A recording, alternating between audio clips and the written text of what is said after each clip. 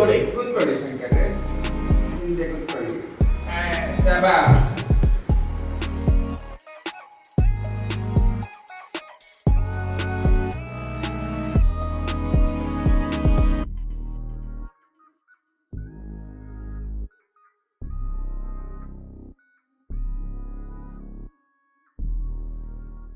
ನಮ್ಮ ತಂದೆ ಶಂಕರ್ ನಗರ್ ಅಂತ.